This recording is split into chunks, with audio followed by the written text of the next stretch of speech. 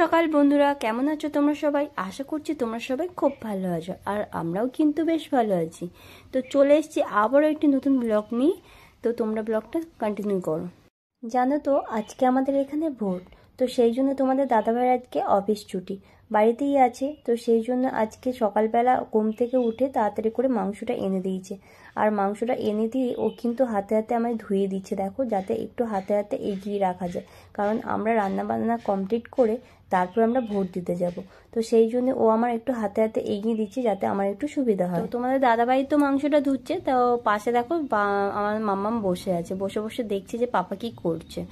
আর যে বাটিটাতে মাংসটা নিয়েছিল সেটা বাটিটা অনেকটাই ছোট হয়ে গেছে, তো ওই বাটিটাতে ধরতো না, মানে ভালো করে ধুতে পারতো না। তো সেই জন্য আরেকটা বড় বাটি ওকে দিলাম, সেই বড় বাটিটাতে ও মাংসটা ভালো করে ধুয়ে দিচ্ছে। আর এইদিকে আমি সকালে টিফিনের জন্য দেখো প্রেশার কুকারে ডিম সেদ্ধ বসিয়ে দিচ্ছি। আর টিফিনে আজকে খাবো আমরা হচ্ছে ব্রেড, পাউরুটি আর ডিম সেদ্ধ। তো এর সাথে কলাও খায়। আর তোমাদের দাদাভাই বাজারে যাওয়ার আগে জিজ্ঞেস করছিল যে কলা নিয়ে আসবো, তো আমি বলেছিলাম ছেলের জন্য কাঁঠালি কলা নিয়ে আসতে। তো ছেলের জন্য কাঁঠালি কলা নিয়ে এসছে। আর ওরা এর সাথে না সিঙ্গাপুরি কলাটা পছন্দ করে, কাঁঠালি কলাটা অতটা পছন্দ করে না। তো তার জন্য বললো যে কলা দিয়ে আর খাবো না আজকে, তো জ্যাম দিয়েই খাবো। তো দেখো এদিকে আমি পাউরুটিটা সেঁকে নিচ্ছি, আর জ্যামও নিয়ে এসছে। তো জ্যাম মাখিয়ে আর ডিম সেদ্ধ দিয়ে এরকম করে সকালে টিফিনটা যা হোক আমাদের হয়ে গেছে। আর আমার সত্যি বলতে এরকম ব্রেড পাউরুটি খেতে সত্যি একদম ভালো লাগে না। আমার ভালো লাগে কীরকম বলো তো, আমি একটু ঘি দিয়ে এরকম মানে জালে না সেকে আমি ওই চাটুতে বা কড়াইতে সেকে, মানে একদম ঘি দিয়ে আর কি সেকে তারপরে তার উপর চিনি ছড়িয়ে আমার খেতে ভালো লাগে, বা ডিম টোস্ট এইরকম দিয়ে খেতে ভালো লাগে। কিন্তু এইরকমই জালে যদি সেকা হয় মানে মনে হয় যেন পুরো পুড়ে গেছে, এরকমই মনে হয়। দেখুন সত্যি সত্যি যেন মনে হচ্ছে পুড়ে গেছে এরকম। কিন্তু তোমাদের দাদাভাইরা আবার এইরকম খেতেই ভালো, মানে ওরা এরকম খেতেই ভালোবাসে। তো এদিকে দেখো আমি সেকে দিয়েছি, আর ও এদিকে জ্যাম মাখিয়ে দিচ্ছে, মামামকে একটা একটা করে দিচ্ছে, মামাম খাচ্ছে।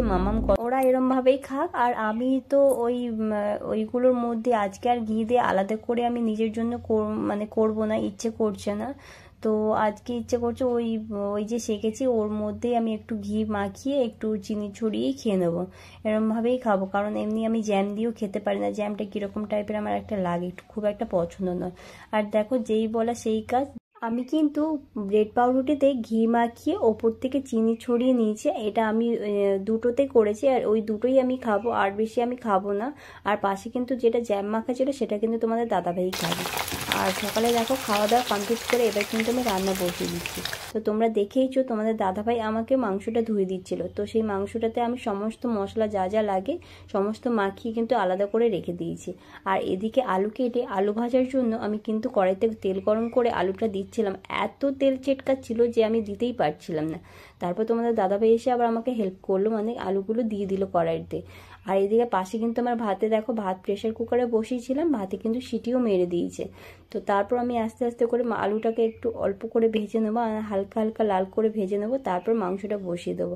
আর তোমরা সবাই জানো মাংস কিভাবে রান্না করতে হয়, তাই পুরো রেসিপি আজকে আর শেয়ার করছি না। আর শেয়ারই বা কি করবো বলো, আমি নিজেই তো ঠিকঠাক করে রান্না করতে পারি না। ওই যা হোক মানে খেয়ে চালিয়ে নেওয়ার মতন আর কি, সেরকমভাবেই রান্না করি। আমার থেকে তোমরা সবাই খুবই ভালো রান্না করতে পারো সেটা জানি। আর তোমরা যদি কেউ রান্না একটু রেসিপি মানে আমাকে যদি কেউ রান্না শেখাতে পারো তাহলে তো খুবই ভালো হয়। তো আমাকে একটু রেসিপি যদি পারো কেউ শেয়ারও করতে পারো, আমি তাহলে অনেক কিছু শিখতে পারবো আর কি। আর দেখো দেখো আমার কিন্তু মাংসটা কষানো প্রায় হয়ে এসছে। কারণ কি বলো তো, বুঝতে পেরেছি এই কারণে যে মাংসটা থেকে তেল ছেড়ে এসছে। তো এরপর আমি কিন্তু এর মধ্যে আলু আর জল পরে অ্যাড করে দেবো। তো আরেকটু আলু দিয়ে মাংসটা ভালো করে কষিয়ে নিচ্ছিলাম, তো ঢাকা দিয়ে কষাচ্ছিলাম। আর তারপর মনে হলো যে ছাদে অনেকগুলো জামা কাপড় দেওয়া হয়েছে, কারণ অনেক সকালে কেচেছি, আর যা রোদের তাপ সব মানে জামাগুলো সব ভাজা ভাজা হয়ে যাবে। তো সেই জন্য মনে হলো যে না, জামা কাপড়গুলো আগে তুলে নিই, আর যেগুলো শুকিয়ে গেছে সেগুলো তো তুলে নিচ্ছি, আর যেগুলো শুকোয়নি সেগুলো পরে একটু উল্টে পাল্টে দিয়ে যাব, পরে এসে তুলে নিয়ে যাব।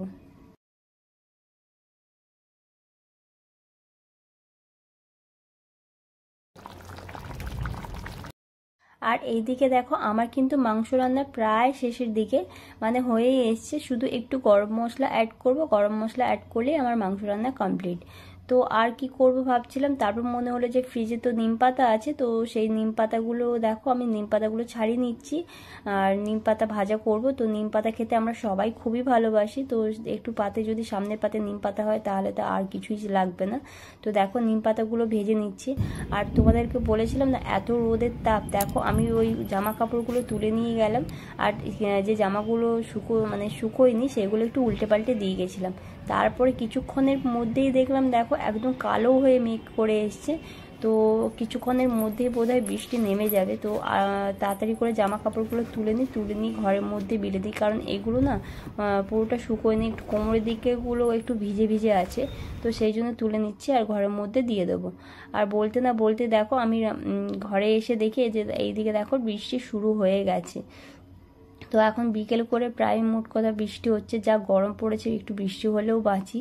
তো বৃষ্টি হচ্ছে, বেশ ভালোই বৃষ্টি হয়েছে আর বেশ খুব সুন্দর ওয়েদারও হয়ে গেছে, ঠান্ডা ঠান্ডা ওয়েদার। আর তোমরা কি কিছু বুঝতে পারছো, মানে কোনো বোঝা যাচ্ছে কি ক্যামেরাতে? আমার তো মনে হচ্ছে না বোঝা যাচ্ছে বলে, আমি চারিদিকে ঘুরে ঘুরে ভালো করে দেখাচ্ছি। আর দেখো বৃষ্টি আবার বন্ধ হয়ে যাওয়ার পর আমাদের আছে কিন্তু এখানে ভোট। তো আমরা ভোট দিতে বেরিয়ে পড়েছি আর ভোটটা এই প্রথমবার যেন আমি ভোট দিচ্ছি। আমি এত বছর আমার ভোট উঠেছে, কোনো বছরই আমি ভোট দিইনি, এই প্রথমবার আমি ভোট দিতে গেলাম। তো ভোট দেওয়া আমাদের হয়েই গেছে। আমরা দাঁড়িয়েছিলাম কারণ আমাদের কয়েকটা কাজ আছে, এখান থেকে আরেকটা জায়গায় যাব, সেই জন্য দাঁড়িয়েছিলাম। আর তোমাদের দাদাভাইকে বললাম যে দেখি তুমি হাতটা দেখো, আমি ভোট দিয়েছি দেখো, আমিও হাত দেখাচ্ছি। আর তোমাদের দাদাভাইকে বললাম দেখো, তোমাদের দাদাভাইও দেখাচ্ছিল। তো একটা অন্যরকম লাগছে জানি না। আর এদিকে দেখো তোমাদের দাদাভাই কে মামা মাথা খারাপ করে দিচ্ছে আইসক্রিম খাবে বলে, যেহেতু বৃষ্টি হয়েছে একটু ঠান্ডা ঠান্ডা ওয়েদার হয়ে গেছে। তো ওকে আইসক্রিমটা দিতে চাইছিলাম না, কিন্তু ওই যে দেখে ফেলেছে আইসক্রিম খাওয়া, মানে আইসক্রিম লোকটা দাঁড়িয়ে আছে, তো সেই আইসক্রিম খাওয়া করছে। আর এটাকে এমনিতে আইসক্রিম বলে না, এটাকে না আমাদের ওইদিকে বলে হচ্ছে কি মটকা মালাই না কি বলে, এদিকে কি বলে আমি ঠিক বলতে পারবো না। তোমরা যদি জানো তোমরা অবশ্যই আমাকে কমেন্ট করে জানিও। আর তো নিয়েই ছাড়লো, মানে আইসক্রিম দেখতে পেলে ব্যাস হয়ে গেল। তো আর বললাম না আমাদের আরেকটা কাজ আছে, তো এই নার্সারিতে এলাম কারণ আমার না ফুল গাছে কয়েকটা টব ভেঙে গেছে, তো টব নেব। আর এই টবগুলো না কিছুদিন আগে নিয়ে গেছি, তো এখন বড্ড দাম বলছে। তো কি করব, টবগুলো ভেঙে গেছে, আমাকে তো নিতেই হবে। তো টব নিয়ে বাড়ি চলে এসেছি, আর সেটা তোমাদের সাথে শেয়ার করিনি। আর এটা হচ্ছে সন্ধ্যেবেলা। তো সন্ধ্যেবেলা তোমাদের দাদাভাই বলেছিল যে খুব খিদে পাচ্ছে, কিছু বানাতে বলেছিল। আর আমার শরীরটা খুব একটা ভালো লাগছিল না, তো সেই জন্য বললাম যে আমি কিছু বানাতে পারছি না, কিছু অন্তত নিয়ে এসো দোকান থেকে। তো দোকানে গেছিলো, দেখো মামামকে নিয়েও গেছিলো দোকানে। তো একটু চাউমিন নিয়ে আসতে বলেছিলাম, ও চাউমিন নিয়ে আসতে বলেছে, চাউমিনও নিয়ে এসছে, তার সঙ্গে সঙ্গে দেখো মোমো নিয়ে এসছে। আর মোমো খেতে আমার তো খুবই ভালো লাগে, তো সেই জন্য মোমো নিয়ে এসছে, আবার চাউমিন 2 প্লেট নিয়ে এসছে। তো কতটা কি খেতে পারবো আমি জানি না। আর আমাদের মাম্মাম বাপরে বাপ, ওকে বাড়ির খাবার দাও ওর একদম ভালো লাগে না, মানে বাড়ির খাবার ওর একদম মুখে রোচে না। বাইরের খাবার দাও, মানে এইসব চাউমিন বিরিয়ানি এসব দাও, মোমো দাও, এসব দাও, সবই ভালো লাগে ওর। বাইরের চিপস এসব সব কিছু ওর ভালো লাগে, মানে এসব খাওয়ার জন্য ওকে কোনো জোর করতে হয় না আর কি, ও নিজে নিজেই খাবে। তো দেখো একদম পাশে বসে আছে, শুধু বলছে আমি খাবো, কিন্তু ওই মুখে বড় বড় কথা আমি খাবো এরকম, কিন্তু কতটা কি খাবে সেই জানা আছে। মানে তবু বাইরের খাবার একটু হলেও খায়, কিন্তু বাড়ির খাবার একদমই ওর মুখে রোচে না। তো দেখো খাওয়া দাওয়ার পর এখানে মামামকে একটু পড়তে বসানো হয়েছে। আর মামামকে যদি পড়তে বসানো হয়, ওকে যদি লিখতে বলা হয়, ও শুধু এবিসিডি লিখবে, আর অন্য বাংলা কিছু লিখতে চায় না, ক খ অ আ এসব কিছুই লিখতে চায় না, ওর এবিসিডি লিখতে খুবই ভালো লাগে। তো এদিকে দেখো তোমার দাদাভাই আবার জোর করে ক খ লেখাচ্ছিল। তো চলো আজকের ব্লগটা এখানে এন্ড করছি। ব্লগটা যদি ভালো লাগে অবশ্যই আমার চ্যানেলটিকে সাবস্ক্রাইব করে দেবেন আর আমার সঙ্গে থাকবেন। এখন তোমাদের